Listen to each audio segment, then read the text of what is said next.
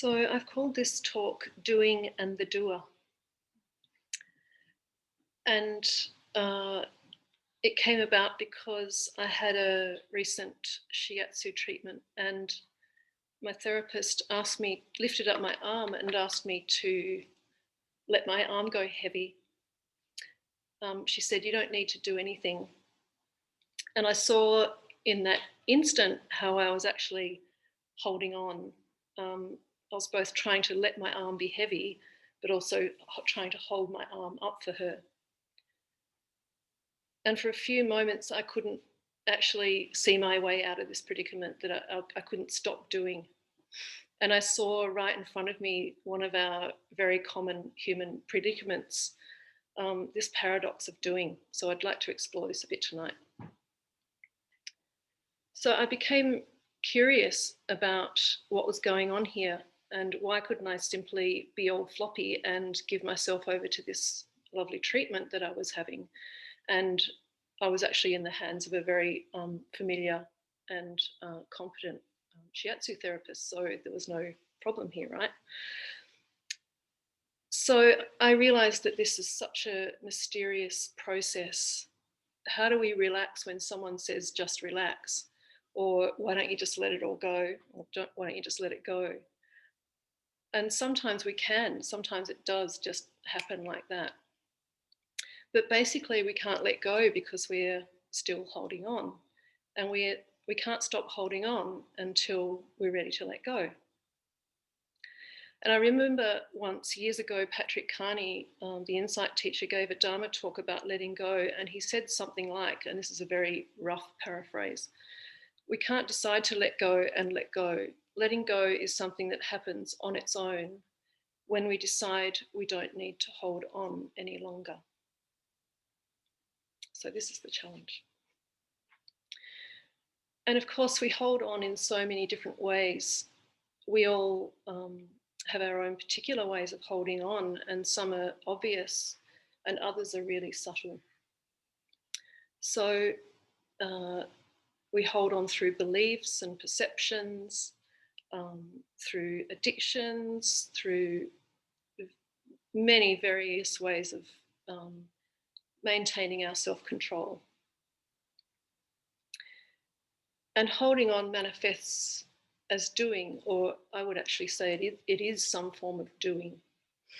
And of course, our modern culture is really expert in doing as well. And it trains us from a very early age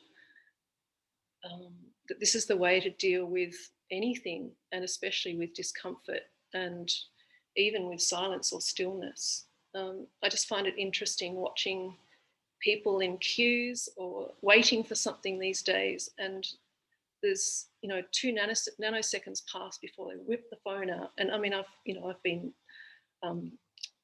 been doing this as well, of course, and it's such a strong habit that we reach for something to fill that sense of lack in that moment.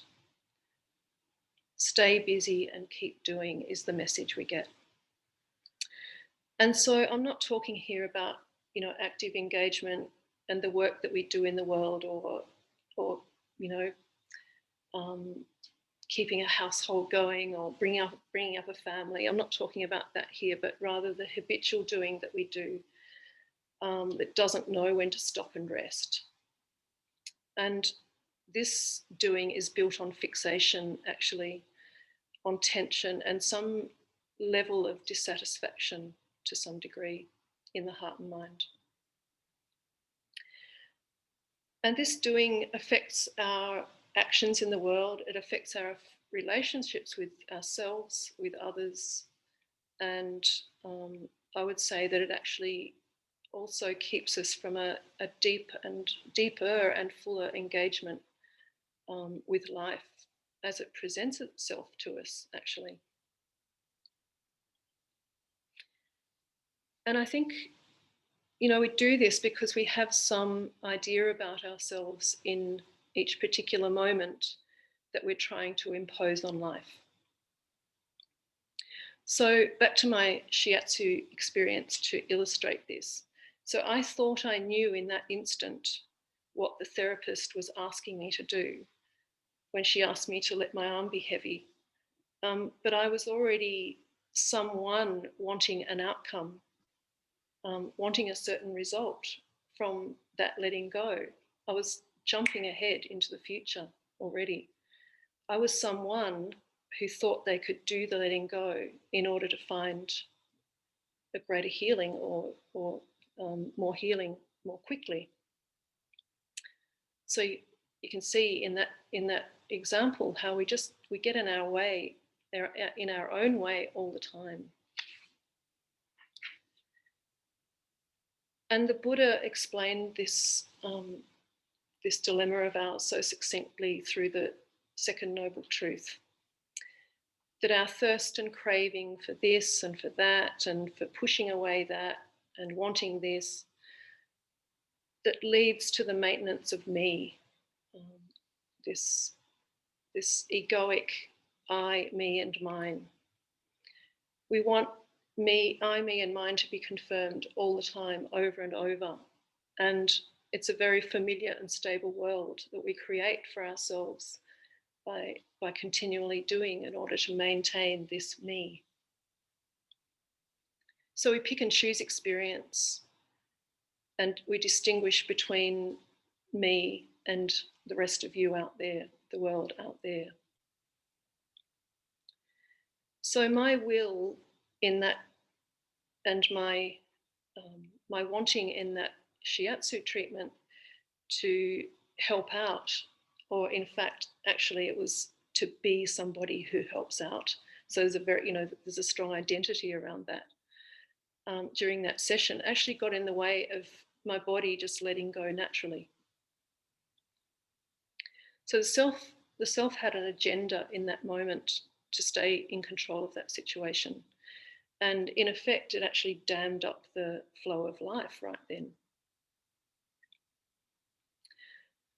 And in the Buddha's teaching, this craving leads to becoming, what I'm calling here the maintenance of I, me, and mine. And he explains this through the complex web of cause and effect that he called dependent arising, which is the central principle of his teaching, and is really at the heart of the second noble truth of craving. So we might call this becoming a kind of a solidification or a calcification of action caught in the agenda of the self.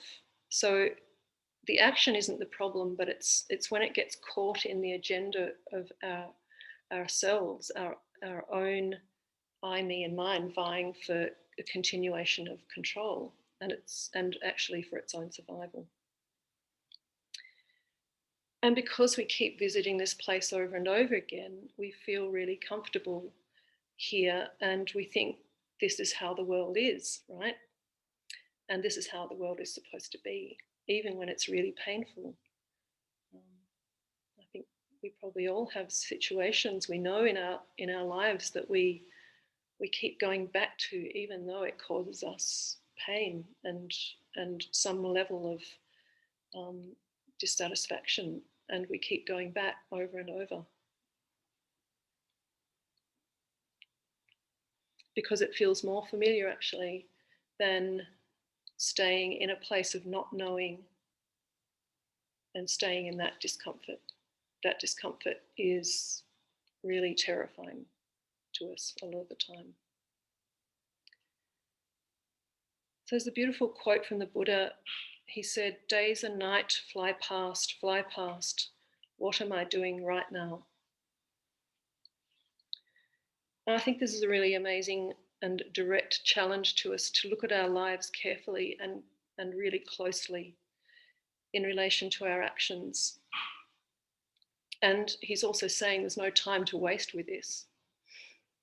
Days and nights fly past, fly past. He's really highlighting that fact.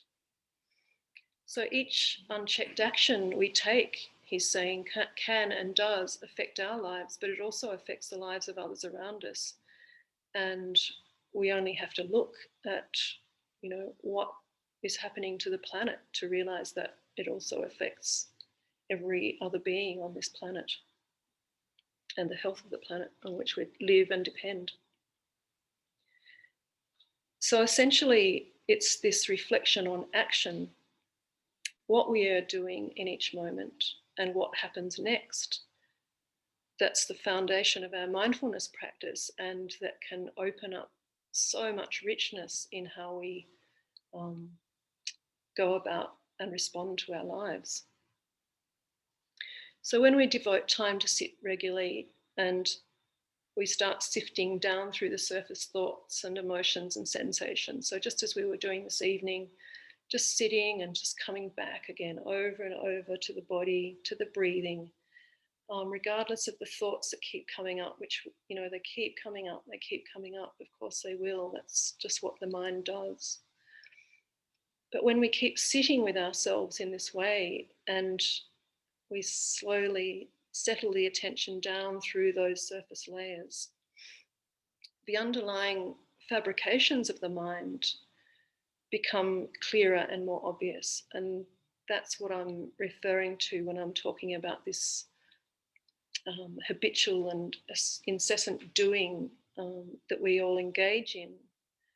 It has more to do with these underlying fabrications in the mind that are more subtle to see than the surface thinking about, what I'm having for dinner tonight, or I wish I hadn't have said that in that meeting, or those sorts of thoughts that filter up and bubble through. But more, I'm referring here to the actual the patterns and habits and the way that we keep craving and unsatisfied and believing this illusion of me in here and you out there.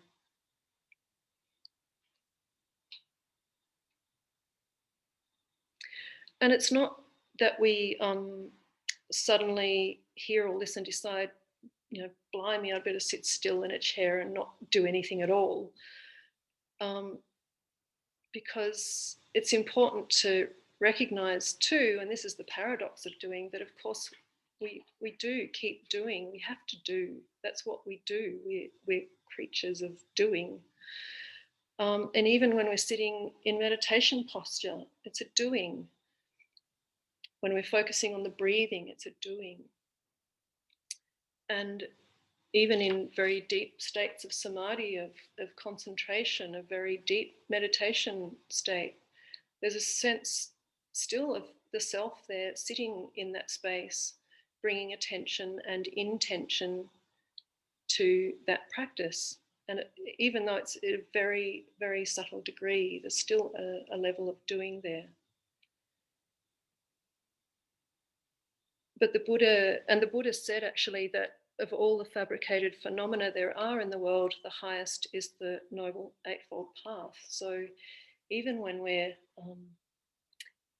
living at these very refined states and practicing meditation in a refined state, there's a fabrication of the mind going on. So I just wanted to mention that because we have this idea sometimes, and there's actually a distinction that's often drawn in circles, meditation circles, that distinguish between being and doing. You might hear, the phrase just be. And the connotation with that is that there's a non-doing actually going on there, that by being, you're not doing, right? And that somehow this is a state that we're maybe aiming for in meditation practice.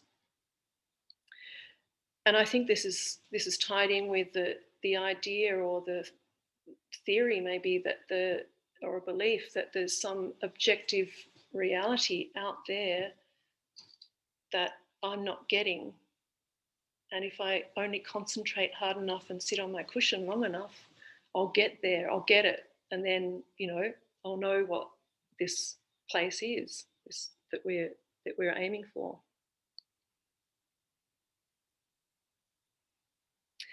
But I'd actually ask, is there any time that we're not doing? And, again, the example of, sitting in meditation, when we do let the mind settle down and we find periods of calm, and even, people call it all sorts of things, ease, bliss, whatever. I'd say that there's still a degree of doing and of fabrication going on here. Because what we're doing in that situation is setting up specific conditions in order to bring about that state of mind. So that the doing of the sitting on the cushion in meditation is leading, hopefully over time, more and more to those more refined levels of experience. But in turn, it's completely dependent on on setting up those conditions and that way of seeing, of that way of being. So there's an attitude that we're bringing here to the doing, which is, I would say, a more wholesome form of doing, that we're aiming at a doing that is more for the welfare of our long-term ease and happiness, or long-term easing of suffering, and away from continuing in the habitual cycles of creating more suffering for ourselves.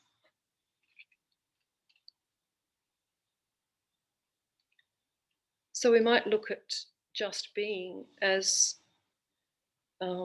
instead, as a refined degree of doing less, actually fabricating less. So the invitation of the Dharma is to see and know what we're doing and fabricating, and to see and know what this leads to. So this is what we are setting up in our practice over time. When we start sitting in meditation practice more often, we're starting to learn how to trace and track what the mind's doing, and to see what those patterns are that we get caught in.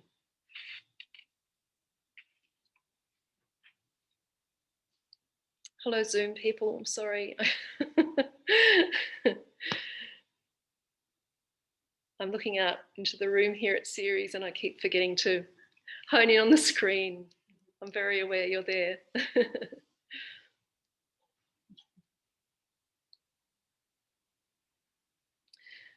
And the late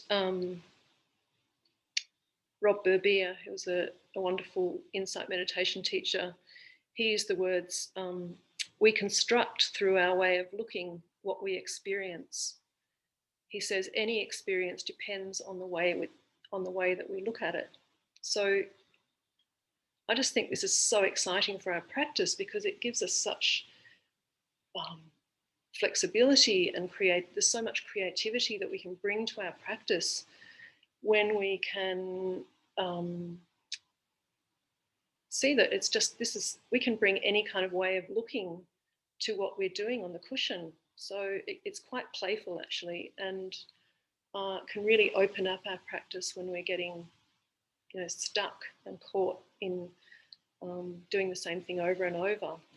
We can say, well, let's just shift the way of looking and see what happens then. And so this is all about our relationship with and our intention towards what we're experiencing that's key. And I think this is something really important to come back to over and over with our practice, that it's, our practice, life actually, is all about relationship. And we can be incredibly busy, having a very busy day, or we can be sitting completely still. And that's not the problem or the issue, but it's actually how we relate to and respond to the experience that forms the foundation of our suffering, more or less.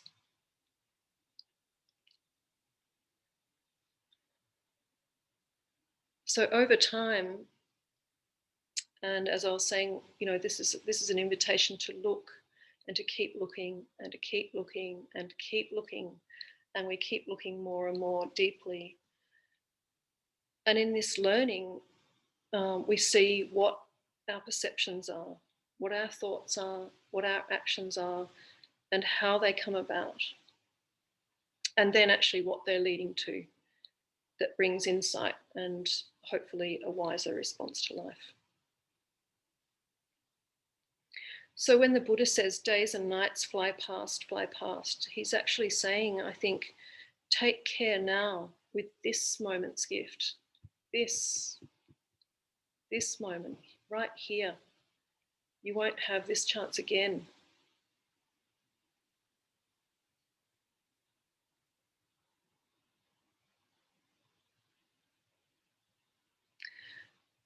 And back to the shiatsu experience, once I saw that I was imposing myself on the situation, on the experience, and wanting a certain outcome, and thinking that I was actually helping out to that end, but in fact getting in the way, I didn't actually do anything to allow the letting go to happen, because what actually happened was I did less by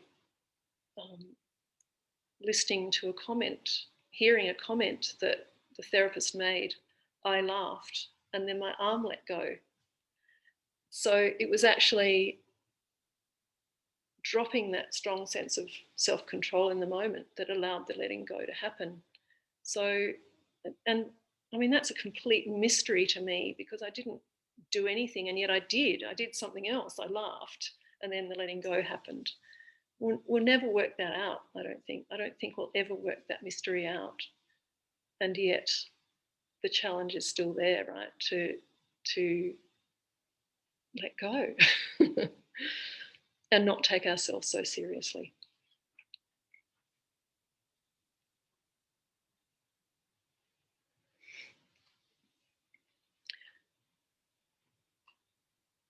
So this points to the potential in all situations. And that's what I was referring to before in regards to the lovely sense of creativity and playfulness that we have at our disposal in the practice. And there's the amazing first few lines of the Dhammapada, if anyone knows that that beautiful collection of verses in the Buddha Dharma. It says, mind is the forerunner of all things. Speak or act with an impure mind, suffering follows as the wagon wheel follows the hoof of the ox. Mind is the forerunner of all things. Speak or act with peaceful mind, happiness follows like a shadow that never leaves. And the words there, impure and peaceful mind, they're two ends of a stick, if you like, two ends of a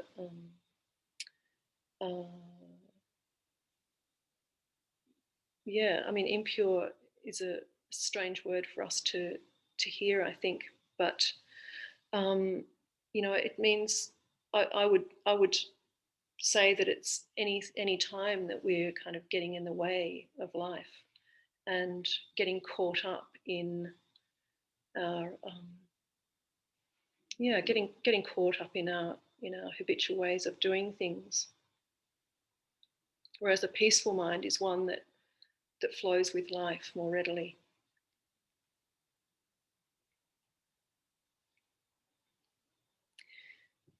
So when we start to unravel this process with mindfulness, the empty nature of phenomena, including me, is revealed. What I thought of as objective reality out there somewhere is actually an ever-shifting perception of the universe. As the Zen teacher Susan Murphy says, one thing continually becoming another within an untraceable weave of colliding, coinciding, and interacting influences. It's incredibly playful and creative.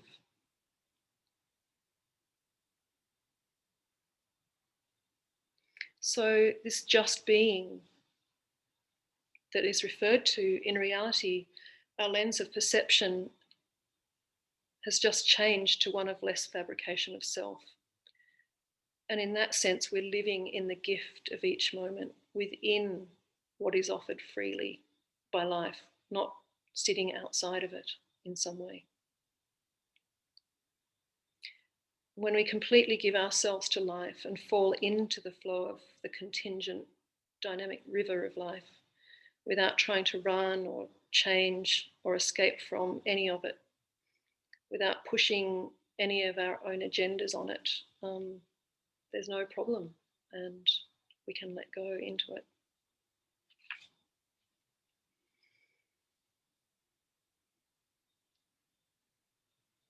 Yeah, I'll finish there. Thank you. Thank you for listening.